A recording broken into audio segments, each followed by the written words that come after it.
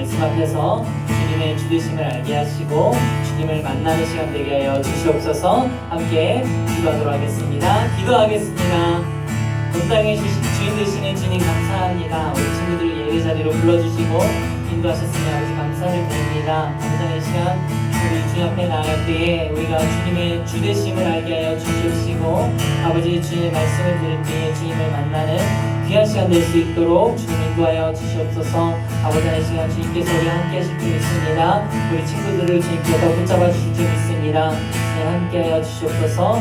주님 함께하여 주시옵소서.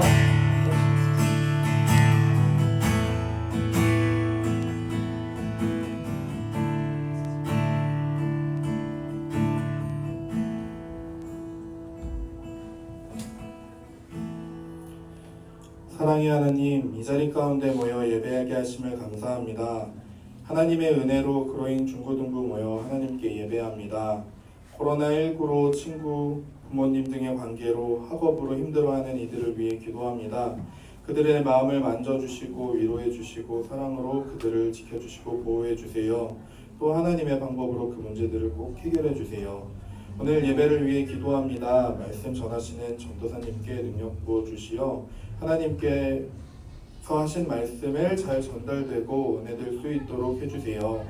한 사람 한 사람의 마음을 두드려 주시고 하나님을 만나는 자리가 될 수 있도록 해주세요. 또 하나님의 사랑을 느낄 수 있도록 아이들을 인도할 선생님들께도 능력과 은혜 부어주세요. 우리의 찬양과 예배를 기뻐 받아주실 줄 믿고 감사드리며 예수님의 이름으로 기도드립니다. 아멘.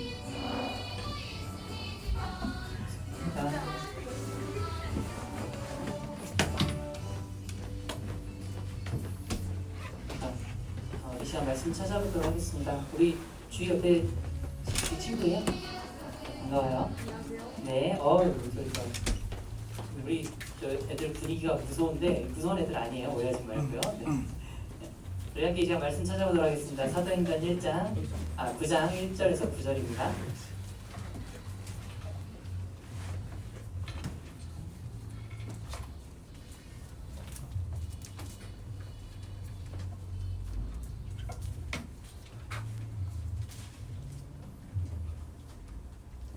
사도행전 9장 1절에서 9절입니다. 선생님들께서 아까 부탁드린 거 좀 준비해 주시면 감사하겠고요.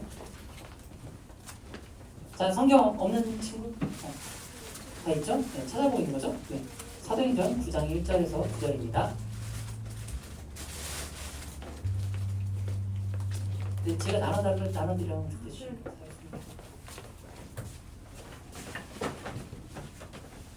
사도행전 9장 1절에서 9절입니다. 주의 찾았어요? 그래요? 교회 새 친구 왔는데 우리 주희가 못 찾고 있네요. 네, 좋습니다. 사도행전 9장 1절에서 9절.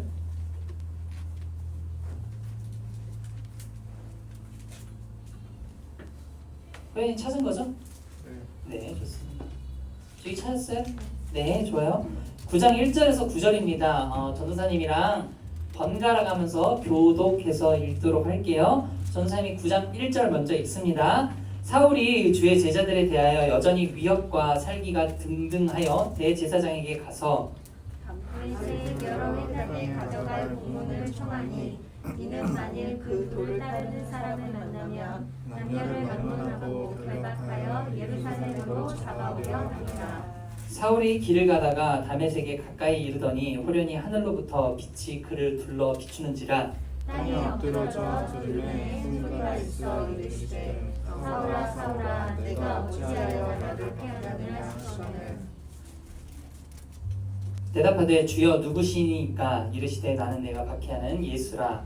너는 일어나 시내로 들어가라 내가 행할 것을 내게 이를 자가 있느니라 하시니 같이 가던 사람들은 소리만 듣고 아무도 보지 못하여 말을 못하고 서 있더라. 사울이 땅에서 일어나 눈을 떴으나 아무것도 보지 못하고 사람의 손에 끌려 다메섹으로 들어가서 함께 읽습니다. 사흘 동안 보지 못하고 먹지도 마시지도 아니하니라. 아멘. 네. 오늘은 전사님 특별히 말씀을 시작하기 전에 여러분들에게 미션 좀 한 가지 주겠습니다. 자, 우리 선생님들께서 준비한 것을 나누시기 바라고요. 저도 하나만 좀 주시면 감사하겠습니다.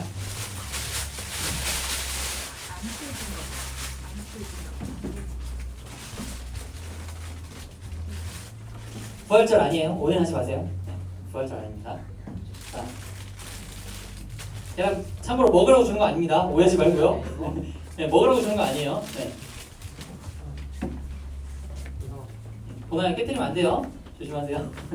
먹으라고 준 거 아니라고 그랬어요. 네. 해보실래요? 아, 네, 너무 좋죠. 해보세요.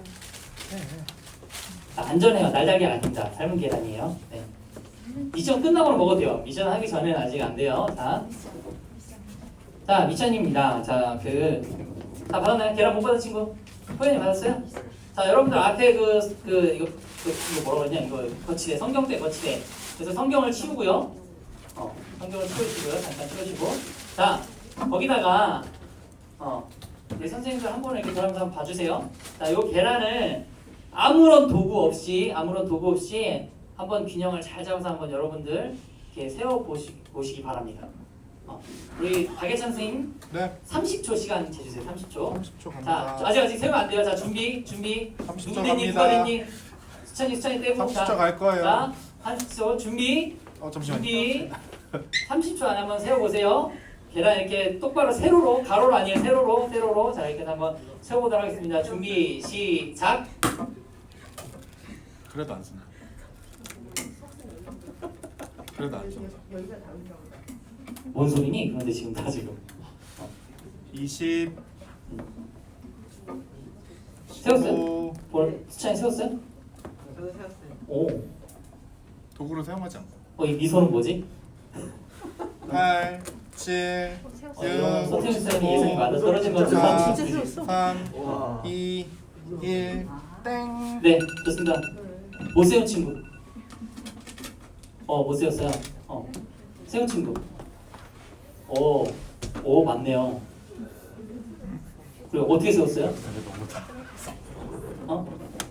돌아보고 있어. 우리 호연이 어떻게 세웠어요? 밑을 부셨어요. 그래요. 너네 똑똑하다. 우리 소태영 선생님의 얘기가 맞았네요. 그래요? 이걸 설마 할 줄 모르겠는데, 자, 그렇죠, 맞습니다. 이렇게 그냥 세기 어렵죠. 그래서 밑바닥을 톡 깨뜨려가지고 이렇게 세우면은 계란이 세워집니다. 그죠? 여러분들 이거 누구랑 관련된 거예요? 이 달걀. 콜럼버스 맞아요. 우리 형이 잘하네. 못 세울 걸 생각하는데 너네가 다 세우니까 정말 지금 상당히 당황했어요. 자, 이 전사님이 보여준 이 계란 세우기 여러분들 이제 많은 친구들이 했고, 자 우리 못한 친구들은 지금 알았죠? 네. 전혀 생각지 못한 방법이죠 어떻게 보면은. 네. 자, 이 계란 세우기는 바로 이 중세 말기에 그 이탈리아에서 태어난 여러분들 아까 말했지만 호연이가 말했지만 모험가 콜럼버스가 자신을 시기하던 자들에게 보여줬던 바로 그 계란 세우기입니다. 자세한 스토리는 여러분들 그 초록색 창에 콜럼버스의 달걀이라고 쳐보세요. 혹은 유튜브를 통해서 찾아보면 되겠습니다. 검색해보면 알 수 있을 거예요. 자, 콜럼버스가 보여줬던 이 달걀 세우기는 이 발상의 전환을 의미합니다. 발상의 전환. 이전까지 가졌던 고정관념과 편견을 깨고 새로운 생각을 가능하게 한 이 발상의 전환을 의미하는 게 이 콜럼버스의 달걀이라는 거죠. 자, 발상의 전환을 통해서 이 콜럼버스는 새로운 대륙 아메리카를 발견하게 되었고, 그 당시에 이제 유럽에서 대서양 쪽이죠. 지금의 이제 미국 쪽 방향으로 항해해 나가면은 낭떠러지에 떨어져 죽을 것이라고 했던 유럽인들의 고정관념을 깨게 하였습니다. 큰 반향을 일으켰죠, 유럽 세계에. 이 콜럼버스는 생각의 전환을 통해서 새로운 대륙, 새로운 세계를 발견할 수 있었습니다. 오늘 우리가 읽은 성경 본문은 이 콜럼버스처럼 단순한 생각의 전환이 아니라 전인격적인 변화를 통해서 삶이 바뀐 새로운 삶의 목표를 발견한 인물을 우리가 만날 수 있게 되는데요. 누구냐면 누구일까요? 여러분들 성경 다 읽지 않았나요? 누구예요? 사울입니다. 맞습니다. 우리에게는 바울이라는 이름으로 익숙한 분이죠. 바울이 되기 전에 가졌던 이름이 이제 이 사울이라는 이름이에요. 바울이라는 분이. 자, 물론 오해는 하지 마세요. 구약에 나오는 사울 왕이랑 똑같은 인물은 아닙니다. 그분은 그분이고요. 이분은 또 다른 분이에요. 자, 이 사울이라는 인물은 우리가 읽은 이 사도행전 9장 이전에 사도행전 7장 58절에 먼저 등장을 하고 있습니다. 7장 58절에 보면은 이렇게 나타나 있어요. 성 밖으로 내치고 돌로 칠세 증인들이 옷을 벗어 사울이라 하는 청년의 발 앞에 두니라. 아멘. 자, 지금 어떤 상황에서 7장의 어떤 상황에서 지금 사울이 등장하고 있는 것이냐면은 바로 스데반이라는 집사님이 유대인들을 향해서 설교를 하다가 돌에 맞아서 죽게 되는 장면에 지금 사울이 등장하고 있어요. 예수 그리스도를 메시아로 받아들이지 않고 오히려 십자가에 달려 죽게 했던 그 유대인들을 향해 그들이 죄악되다고 선포하던 스데반 집사님을 유대인들이 이제 돌로 쳐서 죽이게 되는데요. 바로 그 죽이던 자리에 우리가 지금 살펴보고 있는 이 인물 사울이라는 인물이 가담하고 있었던 것입니다. 자, 근데 그는 스데반 집사님이 유대인들을 향해서 그렇게 설교하던 스데반 집사님이 돌에 맞아 죽는 것을 보고 어떻게 생각을 했냐 하면은 사도행전 8장 1절에 보면은 사울은 그가 죽임 당함을 마땅히 여기더라라고 하고 있어요. 스데반 집사님이 죽임 당하는 것을 어떻게 생각했다고요? 마땅히 여기다. 마땅히, 당연히 여겼다라는 거죠. 자, 이 유대인 사울은 유대인이었는데요. 유대인이었던 이 사울에게 예수님은 오늘날 우리가 그 뭐라 해야 되냐? 그 신천지의 이만희 씨와 같이 그저 자기 인간인 사람이 자신을 신이라고 하면서 하는 이단의 교주와도 같았어요. 사울에게 있어서 예수 그리스도, 예수님은 신이라는 존재가 아니고 자신을 신이라고 말하는 이단의 교주와 같은 존재였다는 거죠. 그래서 그 예수님을 메시아, 구원자라고 선포하던 이 스데반 집사님이 유대인들에게 맞아 죽는 것은 당연하다고 여겼던 것입니다. 그의 생각과 삶은 예수 그리스도를 따르는 신자들에 대한 핍박으로 가능했어요. 그들을 핍박하는데, 예수님을 믿는 자들을 핍박하는데 열정이 엄청났었죠. 사도행전 8장 3절에 보면은 사울이 교회를 잔멸할세라고 하고 있어요. 여기서 잔멸하다는 말은 뭐 그냥 적당히 불사 이런 게 아니고 완전히 파괴시켜서 없애다라는 거예요. 완전히 파괴시켜서 아예 없애버리다라는 의미인데요. 자, 그 정도로 사울은 교회를 핍박했다는 겁니다.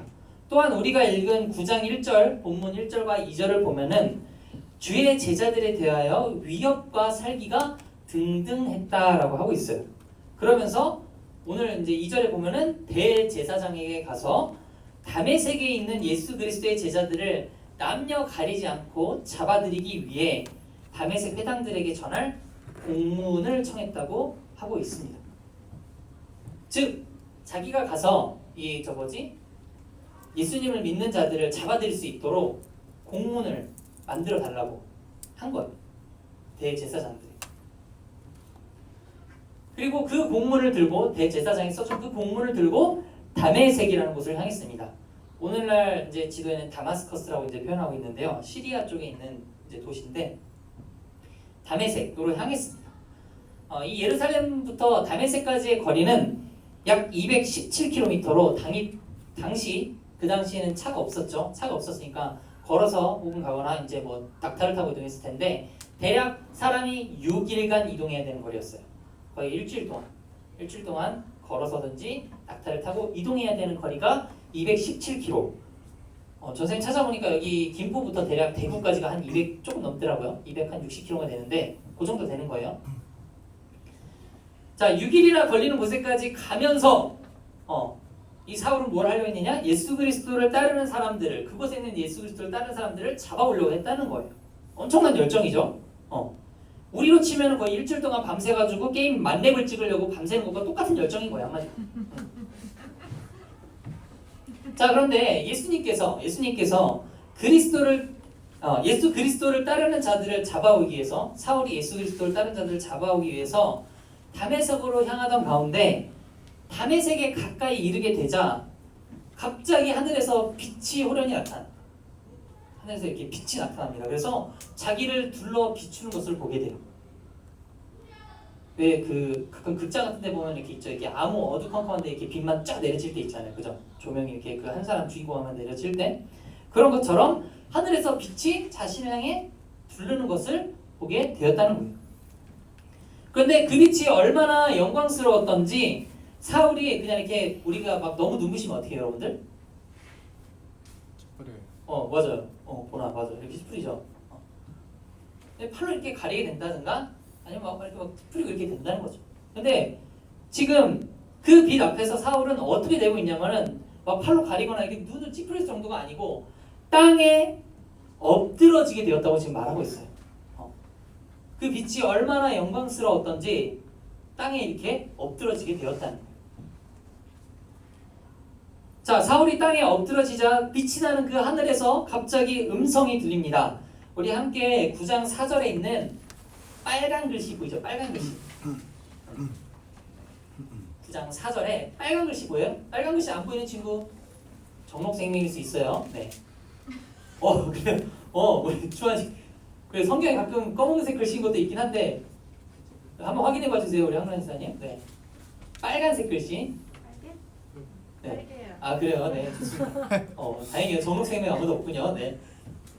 자, 빨간 글씨만 한번 같이 읽어보도록 할게요. 9장 4절에 빨간 글씨 시작. 사울아 사울아 내가 어찌하여 나를 박해하느냐.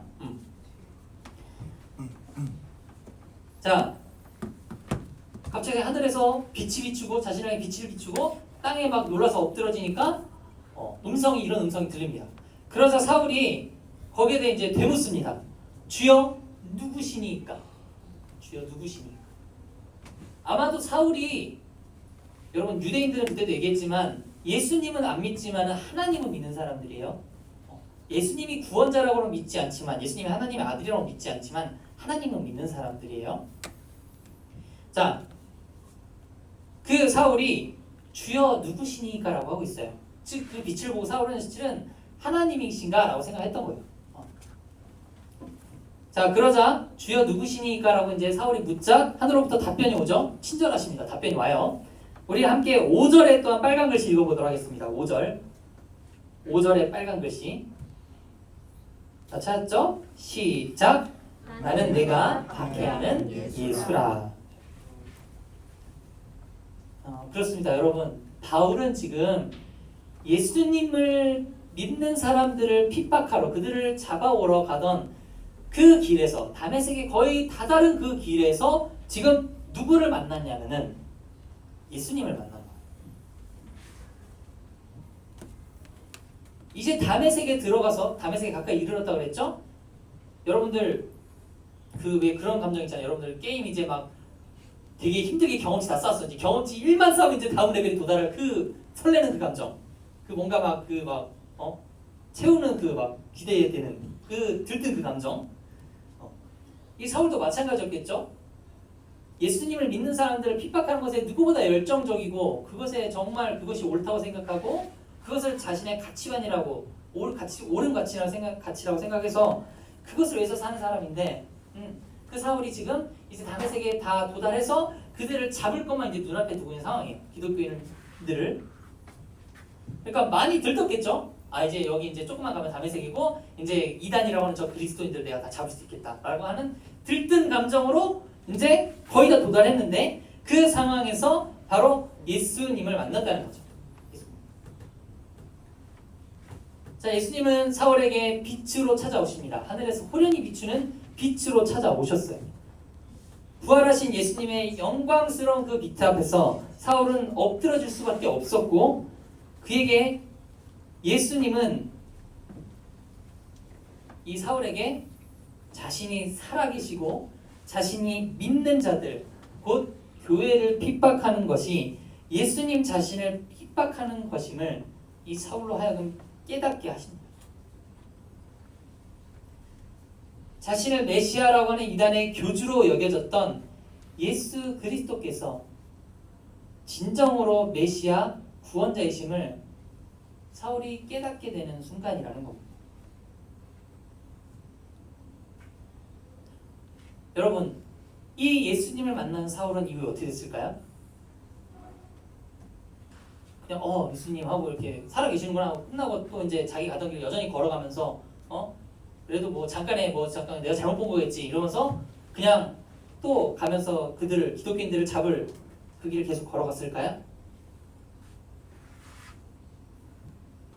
이후에 성경을 보면 나타나 있지만 사울은 완전히 반대된 삶을 앞으로 살아가게 됩니다.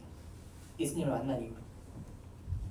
사울은 자신이 살아왔던 삶에 잘못된 목표와 잘못된 열정으로 가득 차 있었음을 깨달았고 잘못된 고정관념과 편견이 그의 안에 가득했었음을 깨닫게 되었고 그의 삶이 잘못된 곳을 향해서 달려가고 있었던 것을 깨닫게 됩니다.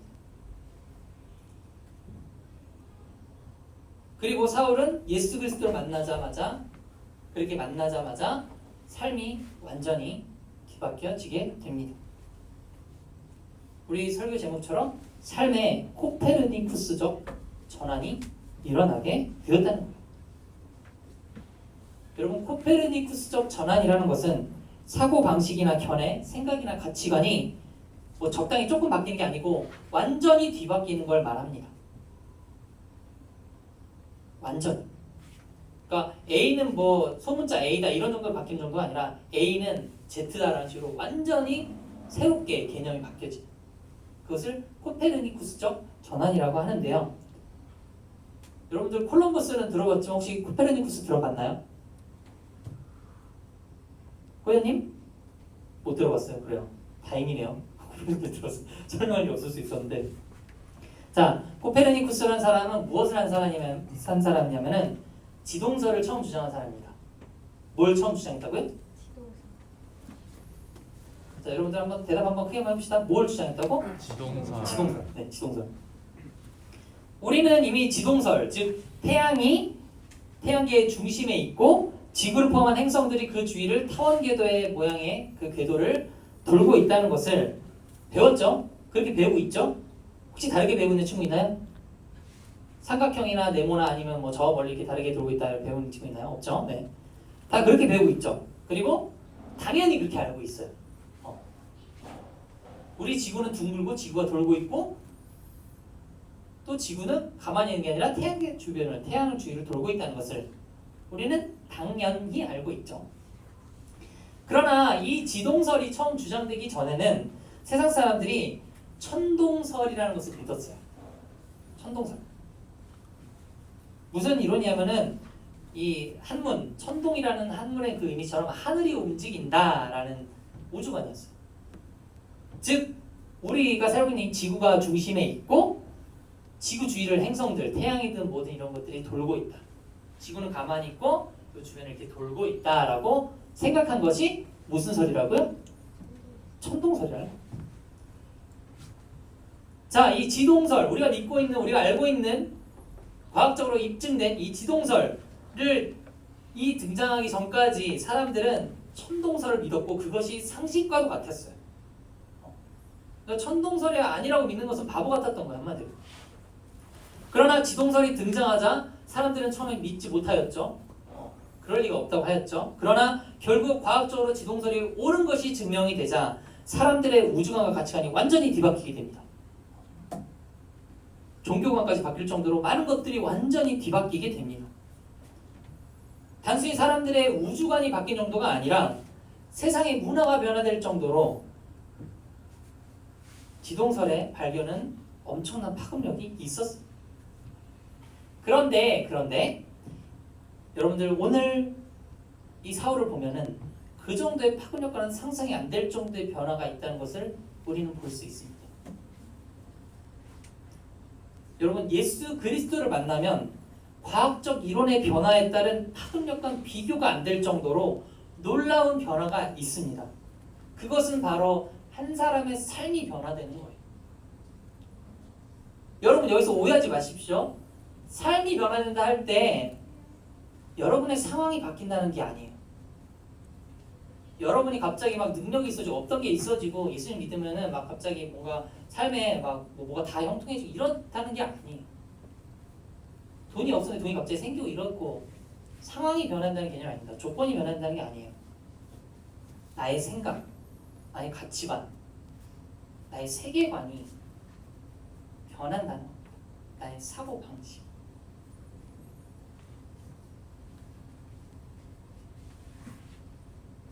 여러분, 예수 그리스도를 만난 사울은 그러한 변화가 일어났어요. 오늘 본문에 나타나 있진 않지만 예수 그리스도를 믿는 사람을 열정적으로 핍박하던 이 사울은 이후에 사도행전 본문을 보면은 예수 그리스도를 전하는 사람으로 삶이 완전히 뒤바뀌었습니다. 예수 그리스도를 믿는 사람들을 죽음으로 몰고 갔던 그 사울이 이제는 그리스도를 전하다가 순교하게 되는 일이, 예수님을 위해서 목숨을 바치게 되는 일이 그의 삶에 일어나게 되었다는 거죠. 그의 삶의 코페르니쿠스적 전환, 완전한 변화가 그의 삶에 일어났다는 것입니다. 말씀을 읽겠습니다. 여러분들의 삶을 어떻게 살아가고 있습니까? 무엇을 목표로 하고 무엇에 열정을 두고 어떤 방향을 향하여서 여러분들은 달려가고 있습니까?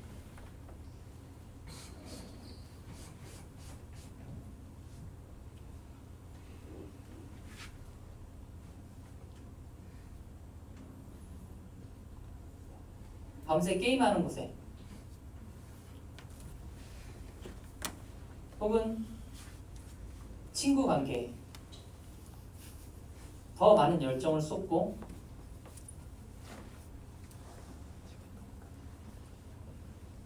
하나님이 아닌 다른 것들에 여러분들의 열정을 쏟고 있진 않습니다.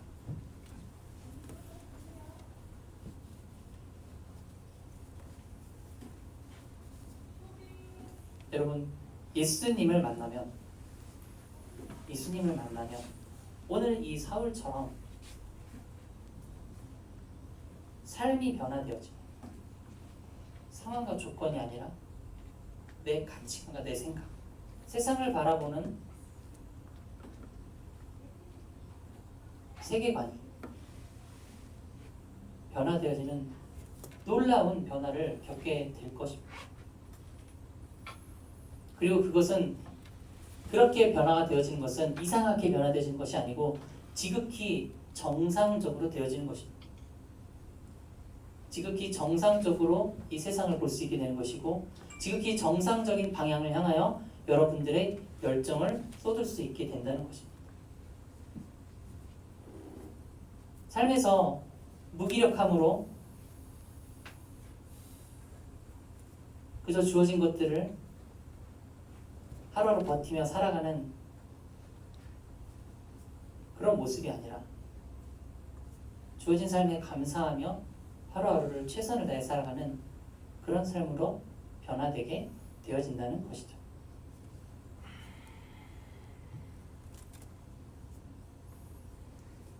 여러분들 간절히 바랍니다. 전사님이 종종 이렇게 예수님을 만나야 되는 걸 정말 열심히 전하고 있는데요. 간혹 여러분들에게 이렇게 몇 번씩 꼭 전하려고 하고 있어요. 여러분들 그것이 중요하기 때문에 비슷한 내용임에도 또 여러분들 많이 들은 친구들 있을 것임에도 계속해서 전하는 이유는 여러분들이 예수님을 만날 때, 여러분들이 인격적으로 예수님을 만날 때 여러분들의 삶이 변화될 수 있기 때문입니다. 그렇다고 해서 예수님 만날 때 오늘 사울처럼 예수님이 갑자기 짠 하고 나타나서 이렇게 만난다라는 개념은 아니에요. 오늘날에는 그렇게 만나는 경우는 거의 없고 아주 뭐 특별한 경우는 다른 이제 일반적인 경우는 아니고 우리가 일반적으로 예수님 만난다 할 때는 말씀을 통해서 예수님이 진정 우리를 구원하신 구원자이시라는 것을 깨닫게 되는 것. 단순히 그냥 지적으로 동의하고 그런 것이 아니라 정말 마음으로 인정하게 되는 것. 그것이 예수님을 인격적으로 만나는 그 순간입니다. 여러분들 간절히 소망합니다. 여러분들의 삶을 살아갈 때에 여러분들 정말 중요한 사람을 만나는 것 중요하죠. 여러분들 좋은 친구 만나는 것도 중요하죠. 그러나 예수님을 만나는 것을 꼭 소망하는 여러분들이 됐으면 좋겠습니다.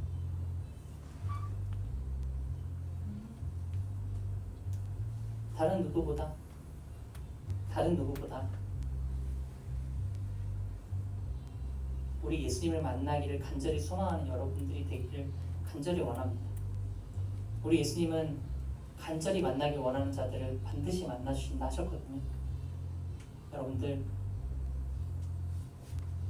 만나달라고 했는데 만나주시지 않으면 어쩔까? 내가 예수님이 보시기에 참 좋은 사람이 아닌데 나를 만나주실까? 하는 그런 염려 다 버리고 예수님을 만나기를 간절히 소망함으로 끝내 예수님을 만나서 오늘 이 사울과 같이 삶의 코페르니쿠스적 전환이 일어나는 우리 중고등부 여러분들이 되기를 간절히 소망합니다. 기도하겠습니다. 사랑의 아버지 하나님 감사합니다. 오늘 이 사도행전 말씀을 통해서 사도 바울이 예수님을 만난 과정들을 통해서 정말 삶의 코페르니쿠스적 전환이 그의 삶에 일어난 것을 함께 우리가 바라보았습니다. 아버지 하나님, 예수님을 만나기 전에 사울은 잘못된 방향으로 그의 삶이 달려가고 있었고 잘못된 것을 위하여 그의 삶에 열정을 쏟아붓고 있었습니다. 그러나 아버지 하나님, 이 사울이 예수님을 만났을 때 그의 삶은 비로소 정상 궤도로 돌아왔고 그의 열정은 올바른 방향을 향하여 쓰여지기 시작했음을 우리가 바라보았습니다. 하나님, 간절히 바라기는 오늘 이 말씀을 들은 우리 중고등부 친구들이 예수님을 만나기를 간절히 소망합니다. 우리 친구들이 예수님을 만나기를 간절히 소망하는 우리 친구들이 되기를 원합니다. 간절히 만나길 원하는 자들을 만나주신다 하신 주님, 우리 중고등부 친구들이 예수님을 만나기를 소망할 때에 만나주시고 우리 친구들의 삶이 변화되어지는 귀한 역사를 겪게 되는 우리 친구들 될 수 있도록 주님 인도하여 주시옵소서. 상황과 조건이 변화되는 것이 아니요 정말 세상을 바라보는 가치관, 세계관이 변화됨으로 말미암아 눈에 보이지 않던 것들이 보이고 사고의 전환으로 새로운 대륙을 발견했던 콜럼버스처럼 삶 속에서 보이지 않던 것들을 새롭게 발견하게 되는, 영적인 눈이 띄어져서 눈에 보이지 않던 하나님의 이끄심과 역사하심을 보게 되는 우리 중고등부 친구들 모두가 될 수 있도록 주님 인도하여 주시옵소서. 함께 하실 줄 믿습니다. 감사드렸고 귀하신 우리 예수 그리스도 이름으로 기도드립니다. 아멘. 지금 우리 함께 헌금하도록 하겠습니다. 함께 우리 앞서 찬양했던 온 땅의 주인 찬양하면서 헌금하도록 하겠습니다.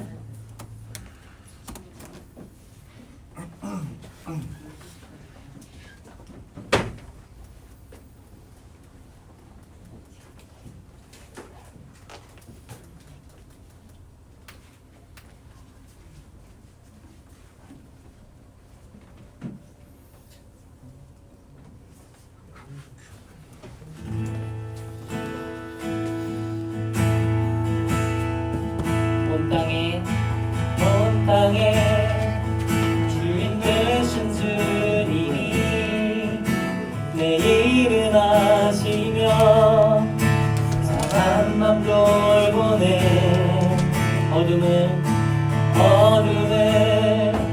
밝히시는 새벽별 방황하는 내 맘 주의 길 비추시네. 나로 인함이 아닌 주가 행하신 일로 나의 행함이 아닌 오직 주로 인하여 나는 오늘 피었다 지는 이름 없는 꽃과 같네. 바다에 있는 파도 안개와 같지만 주는 나를 붙드시고 부르짖음 들으시며 날 위하다 하시네. 나는 오늘 피었다 지는 이름 없는 꽃과 같네. 바다에 있는 파도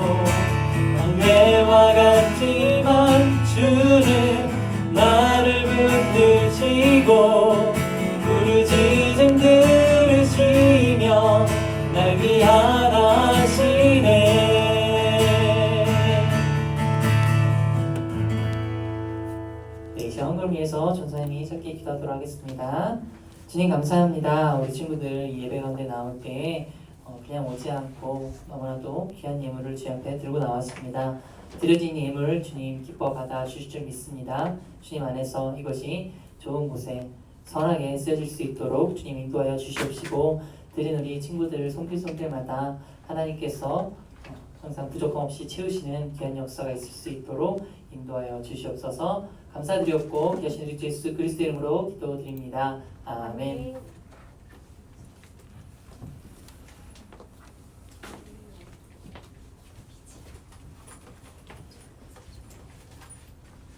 네, 다 왔습니다.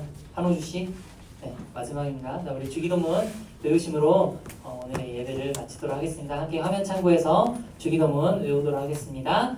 시작. 하늘에 계신 우리 아버지여, 이름이 거룩히 여김을 받으시오며 나라가 임하시오며 뜻이 하늘에서 이루어진 것 같이 땅에서도 이루어지이다. 오늘 우리에게 일용할 양식을 주시옵고, 우리가 우리에게 죄 지은 자를 사하여 준 것 같이 우리 죄를 사하여 주시옵고, 우리를 시험에 들게 하지 마시옵고 다만 악에서 구하시옵소서. 나라와 권세와 영광이 아버지께 영원히 있사옵나이다. 아멘. 좋습니다. 우리 광고를 하도록 할 텐데 우리 친구 수고 잠깐 소개 먼저 해도 괜찮을까요? 우리 친구 잠깐 자리에서 일어날 수 있을까요? 네. 자리에서 네, 우리 잠깐 이름이 어떻게 되나요? 권미지요. 네? 권미지. 권미지. 네. 아 그래 한가람 중 3학년? 네. 네 좋습니다. 우리 권미지 친구 우리 박수로 환영하도록 하겠습니다. 네, 반갑습니다. 네. 소개는 미지를 하는데 왜 주희가 더 민망해하는지 모르겠어요. 네, 좋습니다. 혹시 부장님 특별히 광고하실 거 있으실까요? 네. 네, 좋습니다. 저희 각자 팀 모임 이렇게 가지시고 예배를 마치도록 하겠습니다. 감사합니다.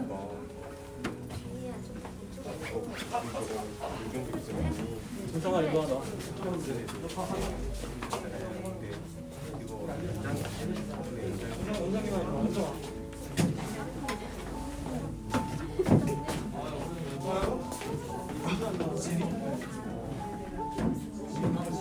잠깐 팀모임 소개하는 거냐고.